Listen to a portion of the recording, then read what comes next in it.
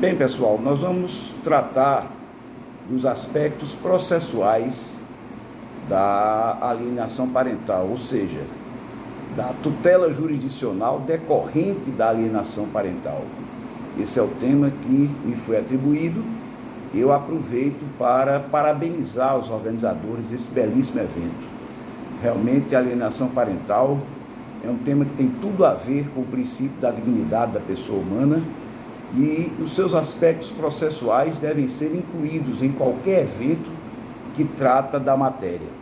Isso porque a gente precisa lembrar que há uma distinção clara entre direito material e direito processual. E essa distinção faz com que não adianta que haja proteção de direitos materiais, mesmo previstos constitucionalmente, se não houver instrumentos capazes de tutelá-los, instrumentos para a tutela dos direitos materiais, inclusive dos direitos materiais fundamentais. Isso aí é algo absolutamente fundamental. Então, a tutela jurisdicional significa a proteção de direitos materiais através do processo que é um instrumento de tutela. A tutela de direitos materiais requer também que haja instrumentos adequados. O professor Luiz Guilherme Marinoni, há muito tempo, já trabalhava com o conceito de tutela adequada e nos dizia que tutela adequada envolve tanto o procedimento como também provimentos adequados, consequências adequadas para cada matéria, de acordo com as peculiaridades, as singularidades das matérias que fazem o corpo geral, a comunidade, a universalidade de direitos. Então, para isso existem os procedimentos especiais. Então, a lei que criou os aspectos decorrentes da alienação parental tratou de instituir também um procedimento especial.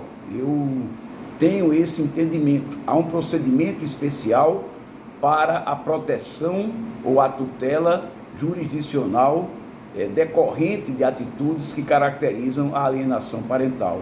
Nós não podemos dizer que estamos tratando da vala comum, ou seja, de um procedimento genérico previsto lá no CPC. Embora o procedimento de alienação parental tenha pouquíssima distinção, mas podemos concluir que há sim um procedimento próprio. Esse procedimento próprio está previsto diante de um desvio procedimental que está previsto lá na lei de alienação parental. Então, vamos trabalhar que, primeiro, nós vamos encontrar uma tutela declaratória, a necessidade de uma tutela declaratória.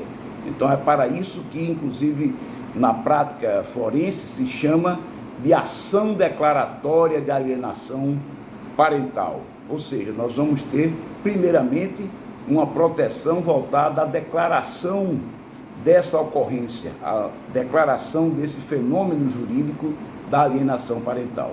Tá? Esse procedimento, ele está previsto na própria lei de regência da alienação parental e tem como seu caráter específico a necessidade de uma prova própria, uma prova específica, que é exatamente a perícia para a verificação da ocorrência ou não da alienação parental. Esse é o ponto que difere o procedimento da alienação parental de outros procedimentos, e principalmente o que traz a distinção para o procedimento genérico de conhecimento previsto lá no CPC. Então, nós vamos encontrar a necessidade de uma prova específica através de uma perícia que será realizada com profissionais ou profissional perito capacitado para realizar essa função. Não pode ser qualquer perito. Essa perícia ela tem a característica de ser multidisciplinar. Envolve não só o aspecto psicológico, importantíssimo, como também o aspecto social e o aspecto médico. Ela pode ser feita tanto, como eu disse, por um perito só, como por uma equipe também multidisciplinar. Então, a existência dessa perícia dá essa conotação, ao meu ver, diferenciada a esse procedimento, fazendo com que haja necessidade de realização dessa perícia. Segundo lugar, esse procedimento ele também faz com que haja uma pronta atuação em razão de outros procedimentos decorrentes no direito de família, havendo aí uma prioridade para a declaração da alienação parental e das necessidades de tutelas, inclusive tutelas específicas decorrentes dessa situação jurídica, ok? Além do mais, nós vamos encontrar, em termos de providências previstas na própria lei de regência, que caracteriza também, ao meu ver, um procedimento específico. Então, existem consequências jurídicas próprias diante da caracterização da alienação parental. A tutela jurisdicional, ela pode ser prevista especificamente em lei, inclusive na lei material, como é o caso, ou ela pode ser criada pelo juiz na atividade jurisdicional. Há muitos casos de tutela jurisdicional prevista especificamente em lei, como é o caso da lei de despejo, por exemplo. O despejo é uma consequência da quebra do contrato de locação e é uma tutela específica prevista na lei de locação para proteger direitos do locador. Então, da mesma forma, nós vamos encontrar providências a serem tomadas pelo juiz, que vai fazer parte dos pedidos do autor da ação declaratória de alienação parental, e essas providências são voltadas às tutelas adequadas dos direitos fundamentais da criança, do adolescente, e eu diria também do próprio genitor, vítima da alienação parental. Então, essas tutelas, elas vêm primeiro a declaração, ou seja, a necessidade de que o juiz declare a ocorrência da alienação parental após receber os laudos e confrontar, inclusive, esses laudos com outras provas, porque, embora se exija uma prova específica, e a meu ver isso dá, como eu estou batendo com vocês, o caráter de um procedimento especial na ação de alienação parental, na ação declaratória de alienação parental, não há também que se recusar às demais provas, os demais meios de provas previstos no CPC. Então é muito utilizada a ata notarial, por exemplo, a prova testemunhal, mas a prova fundamental, essencial e que inclusive deu margem à criação de um procedimento próprio, específico, é essa perícia multidisciplinar. Então, após realizada a perícia, com os fundamentos decorrentes do processo, o juiz poderá, ao proferir a sentença, primeiro tem que declarar a existência de alienação parental, ou seja, aí uma tutela declaratória. Além da tutela declaratória, há outras providências, que são aquelas previstas no artigo 6º da Lei de Regência. Então, o juiz pode, por exemplo, alterar a guarda, ampliar os momentos de convivência com a criança e o adolescente, indo até a suspensão da autoridade parental. Então, são providências previstas na própria lei que significam tutelas específicas em prol do direito das pessoas e das crianças e dos adolescentes em razão da ocorrência de atos de alienação parental. Então, essas tutelas serão dadas pelo juiz, verificando o caso concreto, e elas devem fazer parte, inclusive, de pedidos, embora não haja uma vinculação do juiz à existência de um pedido.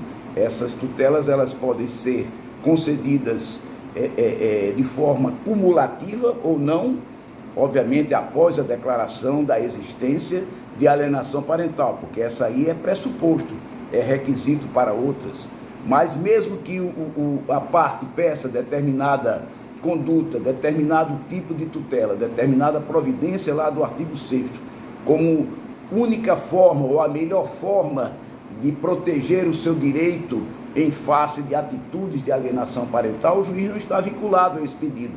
Aí há o resultado prático equivalente, então qualquer uma daquelas providências lá do artigo 6º poderá ser concedida pelo juiz, independente do pedido do autor. Isso não vai significar que haja uma sentença de improcedência de forma nenhuma, porque aí se utiliza a técnica processual da tutela pelo equivalente. Então, qualquer uma daquelas condutas, qualquer uma daquelas providências, daqueles tipos de tutelas, poderão ser concedidas pelo julgador, sem significar a improcedência do pedido de forma nenhuma. Então, diante disso aí, nós vamos encontrar um meio de proteção adequado que será dado pelo juiz através da sentença. Obviamente, aí, o sistema recursal, ele é o geral, então dessas decisões caberão embargos de declaração, apelação, podendo inclusive chegar a recursos aos tribunais superiores se houver ofensa à lei federal ou algum aspecto constitucional direto, que é muito difícil, mas em termos de recurso especial é possível se chegar, não para discutir a ocorrência ou não da alienação parental, porque isso é matéria de fato e esbarra lá na súmula 7 do STJ, mas para discutir a interpretação de algum aspecto da lei de regência, do Estatuto da Criança e do Adolescente, do Código Civil, ou de qualquer outra lei que seja aplicada pelo julgador na sentença envolvendo os casos. O pedido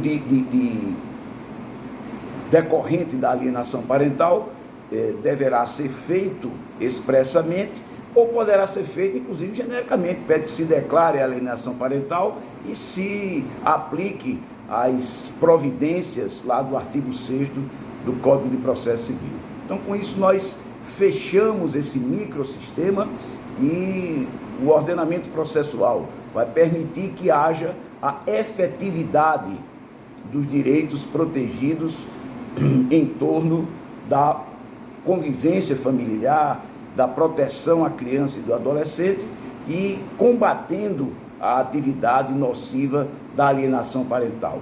Como eu disse no início, não pode haver o direito sem um mecanismo de efetivação. Esse mecanismo de efetivação, ele é tão importante como a própria proteção jurídica a qualquer situação de vida em sociedade. Então, a lei fez bem em criar esse microsistema e nós devemos, operadores do direito, forçar, no sentido de apontar pela doutrina e pela boa jurisprudência, cada vez mais mecanismos e boas práticas, como diz o professor Fred Júnior, para que haja a concretização desses direitos importantíssimos e que tem tudo a ver com o princípio da dignidade da pessoa humana.